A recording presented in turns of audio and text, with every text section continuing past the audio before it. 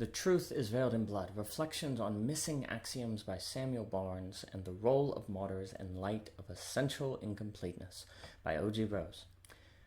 In line with the thought of Gödel, if all ideologies ultimately cannot ground themselves axiomatically, meaning that autonomous rationality is impossible, a worldview that is rational all the way down, how is it we justify our ideology? It is clear with something irrational or unrational. Note I didn't say irrational, but is that something experiences, emotions, imagination? What?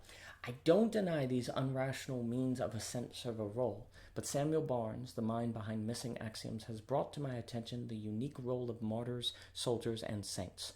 Barnes has taught me that blood is epistemologically significant, and for that I am in his debt. Section 1. Barnes makes a fascinating point in his first entry that you can be an explicit nihilist, but you can never be an implicit nihilist. What Barnes means by this is that it is only possible to say I'm a nihilist, but it is not possible to act like a nihilist. Surely this isn't true, for can I lay around on a couch and do nothing all day? Yes, but here's the trick. There is nothing we can do that must be interpreted as a conviction that nihilism is true. If I am seen laying in bed all day, my actions could be interpreted as he's resting up for the day ahead, or he's just tired. If I yelled something about wanting the world to end, people could just think I'm upset.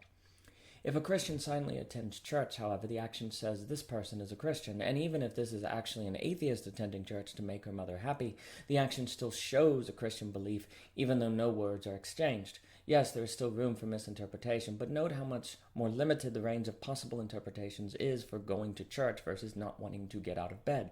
Considering this, the nihilist is at a disadvantage to the Christian, even if nihilism is the ultimate truth. There just isn't a way to readily show nihilism, only talk about it, and talk is cheap. Shouldn't the willingness to die show nihilism? It would seem so, but this is where the reflections of Barnes approach their next subject, the martyr. To die for one's beliefs shows the world that these beliefs matter to the martyr, and how can nihilism matter? By definition, it is a stance that questions the possibility of beliefs mattering, for generally nothing matters, and how can we die for nothing? Do note, this doesn't mean nihilists can't have values, for if nothing matters, then nothing matters. But it is hard to imagine how nihilists would die for their beliefs, as opposed to dying to protect loved ones, so forth. Furthermore, it is hard to imagine how nihilists could be seen as dying for their beliefs. If death is the end of life for the nihilist, then life would be extremely precious, precisely because there awaits nothing beyond it, and so to die for nihilism could be, in a way, undermine it, for it would suggest life wasn't as precious as it should be if there was nothing but life. Hence, nihilists will be hard-pressed to be martyrs, and, as we will discuss, if martyrs play a key role in helping us unrationally justify our worldviews, this would mean nihilism cannot be unrationally justified in the same way other worldviews could be. Again, nihilism is at a disadvantage, which might suggest that we have no choice but to go beyond it.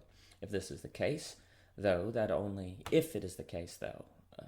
nihilism is a worldview which the state, totalitarian forces, and general power cannot readily corrupt, then it is possible that our best belief system for resisting power is not one that will ever take root in the minds of the masses, as I think would be required to resist totalitarianism. But this is a line of thought for another time. Section 2. Missing axioms is a uniquely human condition arising from an existential scenario where the chasm between explicit and implicit value is realized. The way Barnes opens his second reflection powerfully captures our predicament. The previous self can no longer be ethically justified or measurably quantified, causing the subject to fall without gravity.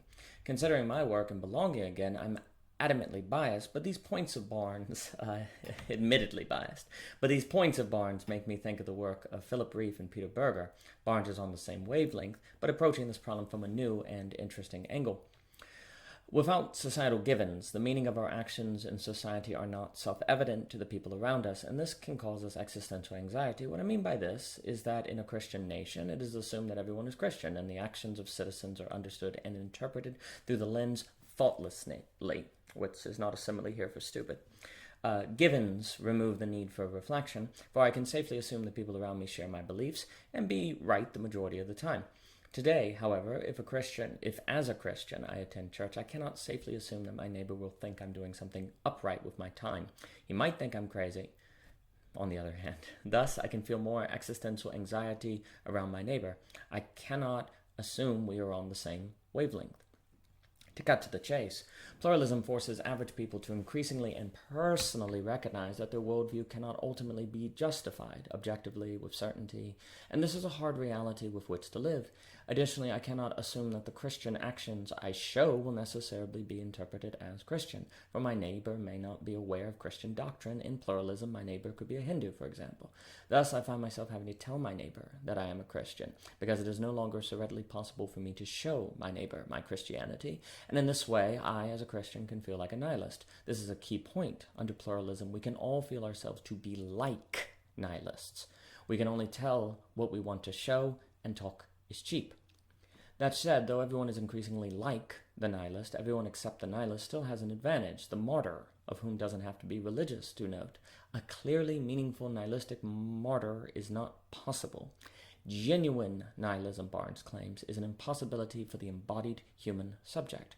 For the modern, the image that comes to mind is someone who has crossed a ravine to a pillar standing alone in a chasm, and then when he or she looks back, the traveler realizes there is no bridge there, and that the pillar is floating in midair. None of this makes sense, and the subject cannot figure out how he or she got here. But here the subject is, as if born there, and perhaps the subject was so born. The journey to this spot was perhaps all a dream. The state of missing axioms in the human-imbued deviation is the human-imbued derivation of nihilism, an honest outlook from the embodied context. We cannot embody nihilism and be nothing, so it is only possible for us to face nihilism as missing axioms versus missing everything per se, for we are present, embodied, so everything cannot be missing.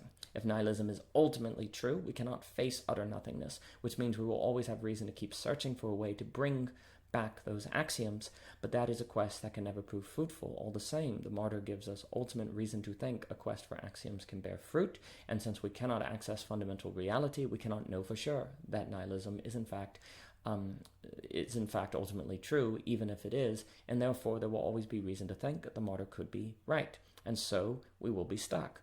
And if nihilism is indeed our best tool for resisting being controlled by politicians, dictators, so forth, then we will give up our best tool for a hope that can never be fulfilled and yet never deconstructed. Section 3. Missing axioms is a reorientation, the state of a process of undressing the notions of value, ethics, and character in a way nihilism alone was inept to do. Nihilism is so inept because it cannot show nihilism, only talk about it. Missing axioms is this same nihilism in the explicit sense. However, it is augmented with the challenge of what ought to be done implicitly when something must be chosen implicitly, consciously or unconsciously.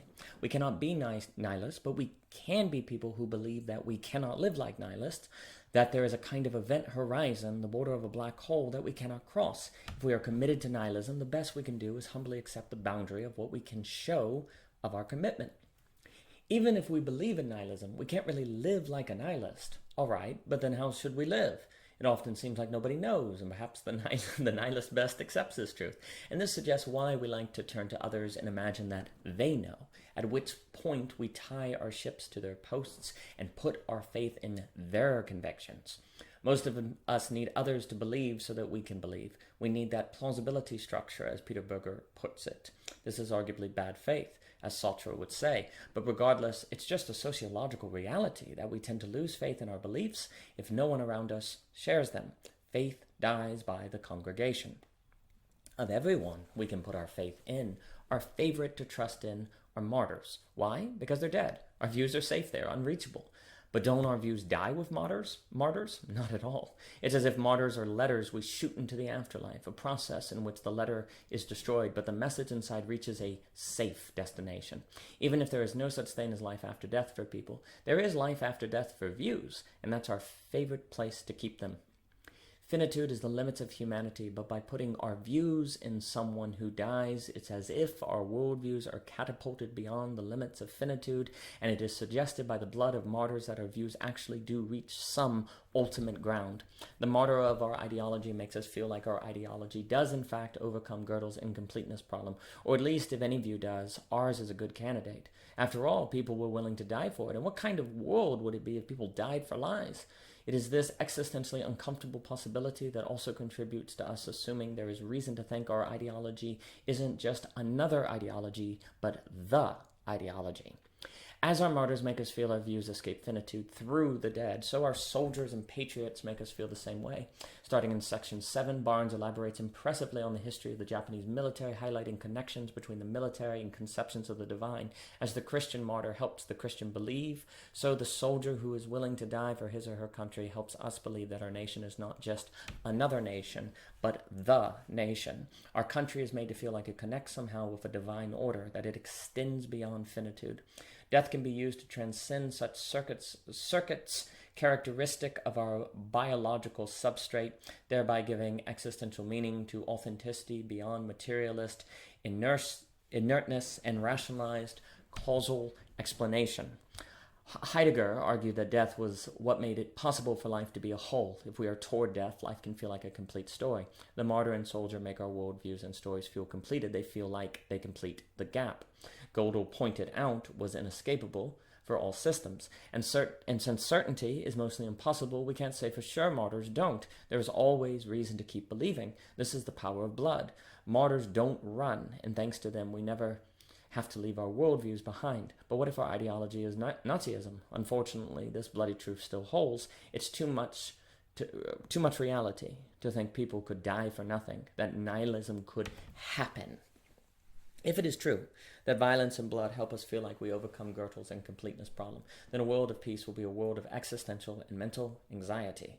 If Belonging Again by O.G. Rose is correct that this anxious state is one in which totalitarianism becomes appealing, then peace easily leads to despotism. If violence grounds us, peace leaves us adrift, and those adrift long for solid ground. Section 4. Religion and patriotism are not unique in their reliance on blood for a sense of epistemic justification. Barnes elaborates on the death of Socrates as evidence that philosophy uses the same tools. No, Socrates does not inspire the banner of any specific totalizing system of thought, but his death still suggests the possibility that some things can be worth dying for, even if God doesn't exist. And if that is even plausible, then nihilism can be questioned, religion around or not, for people do not have to believe in God to die for what they believe. For who knows, perhaps virtues somehow live beyond us in a Platonic realm, even if that is a realm which we ourselves never reach. If nothing matters, but there are things worth dying for, then there is reason to believe there are things that matter, and so, to stress a point from earlier, even if the nihilist seeks death in the name of nihilism, it is not possible for the nihilist to commit an act that must be interpreted as being done in the name of nihilism. Hence, we are forever fenced out of the possibility of an experience of nihilistic martyrdom, and in this way, all other belief systems have an advantage, especially if it is the case that the only ideologies that last for centuries are ones for which blood can clearly be spilt.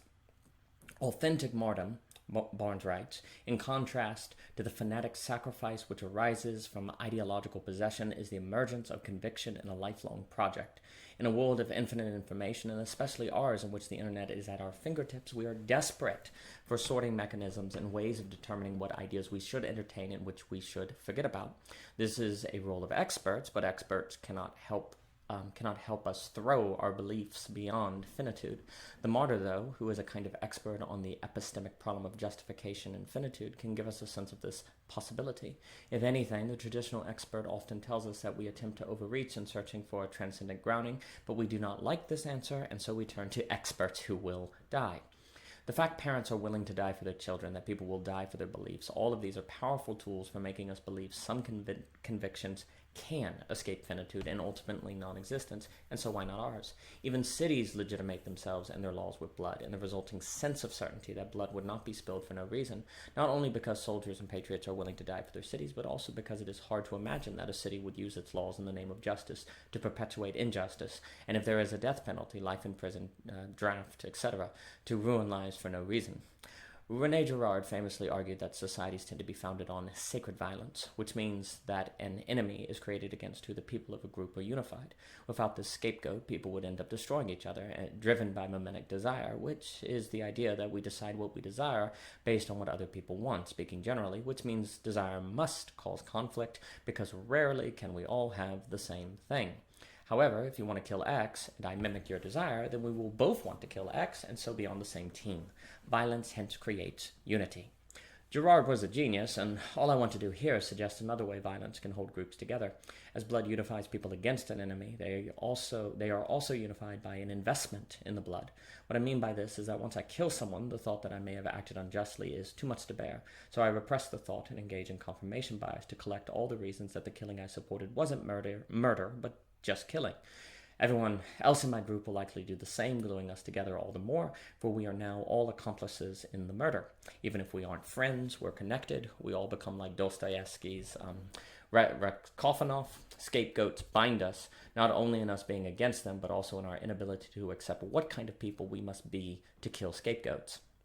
As discussed in The Age of Hysteria by O.G. Rose, under pluralism we find ourselves questioning everything. In America, for example, we can question the founding of the country and the legitimacy of certain wars America engaged in, but if we question this, we may also have to question the nobility of our grandparents in fighting World War II. This can impact our self-image and history, all of which is painful, and if we cease to believe in the founding principles of America, it's not simply that America stops being a land of liberty, but it's suddenly as if it never was a land of liberty. Our change of view in the present reaches back and makes it as if the past was never there in the first place, a flip moment, as discussed elsewhere. This radical change, this feeling that the ground beneath us it moves beneath us, is incredibly hard to feel and accept, and the act of avoiding this feeling also binds us to our accomplices, our teammates in the scapegoat killing. T.S. Eliot was right. We cannot handle much reality. We cannot accept that martyrs could die for something false, that our ancestors could sacrifice their livelihoods and lives for a void, and that we could kill in the name of justice and commit murder. Surely we wouldn't kill someone for the wrong reason, we say. Surely the martyrs who died believing what we believe would not die in vain. The converse becomes unthinkable, and in that way it becomes given that the converse could not be true, and given are what collectives are formed by and require. Once blood is involved, we are committed. The mind is no longer allowed to wander. A sense of certainty ought to be ours. Section 5. Nihilism is the only worldview that cannot be given an appearance of justification with blood. Every other worldview has a significant advantage over it. If nihilism is the best belief system for resisting totalitarianism, for there is no ideology those in power can exploit and corrupt for their purposes, our best tool for resisting totalitarianism is useless. This is a crucial point, one we are in Barnes' debt for making us realize. Samuel Barnes covers many more topics in his Missing Axioms series, and I have not done his work the justice it deserves. Here, I only want to close by stressing the predicament that whether theistic or atheistic, nationalistic or tribal, and so on, blood is how we feel like we overcome Gödel's incompleteness problem. If this is the case, then a world with less violence will be a world with less certainty and more existential anxiety, a state which can make totalitarianism appealing, as discussed in Belonging Again, perhaps precisely in order to bring violence back. Thus, whether there's blood or not, we will feel existentially unstable and susceptible to exploitation. No exit. Martyrs fill the epistemological gaps beget by our embodiment, gaps we prefer not to face unfilled. If blood is what makes us feel certain, arguably for all the wrong reasons, then our hunger for certainty is a hunger for death. As discussed in Uncertainty by O.G. Rose, perhaps an acceptance that certainty is impossible will help us not give in to our deadly hunger. Perhaps accepting the possibility of only confidence will ease our predicament. But if this is not something the majority will ever be able to accept, then history seems destined to repeat an unbreakable bloodline. To close, I fear we are stuck with a hard reality that pluralism makes ever more apparent. We want blood. It was said earlier that violence grounds us, while peace leaves us adrift. So in this age of general peace, we will desire that sense of being anchored, of certainty that only blood can provide. Could we learn to live with feeling adrift? Hopefully, but if the majority cannot, history will repeat. Pluralism today is an age when everything feels liquid, like it is water, but we learn from Barnes that water is not what defines us. Rather, we are shaped by our relationship to blood. Today, following Dr. Pinker, we seem to lack blood, and if blood creates certainty and a perhaps false sense of authenticity, then it is not by chance that an age of peace is an age of existential anxiety. We seem designed for blood. Blood helps us live with pluralism, for it feels like blood makes some worldviews more likely to be true than others, mainly ours. Cynicism and skepticism have made it hard to believe in anything, but even the most Adamant cynics must pause before the martyr and perhaps even feel jealousy, wishing they could feel that strongly about something. Blood is tempting, like people who think of cutting themselves just to feel something for once, and maybe ultimately everyone believes what they do because of blood. Maybe we all need blood to run through us. We live in a world of missing axioms, but blood is how we make it feel like the axioms are present. It is perhaps not by chance that most, if not every civilization has had the practice of human sacrifice. If we cannot learn to rationally handle this state of which we feel adrift, then it seems inevitable to me that rationality will lead to violence. The truth of missing axioms might be veiled in blood, blood which we cannot see through, blood we don't want to see through, for what is on the other side will demand too much of us. Unfortunately, blood is thicker than water. This has been The Truth is Veiled in Blood by O.G. Rose, based on Missing Axioms by Samuel Barnes, which you can find for sale, and I highly suggest you do. You can also visit his website by that name, Substack, Medium. I highly suggest it. For more by O.G. Rose, please visit ogrose.com. YouTube, Facebook, Instagram, follows, likes, always appreciated, and thank you for your time.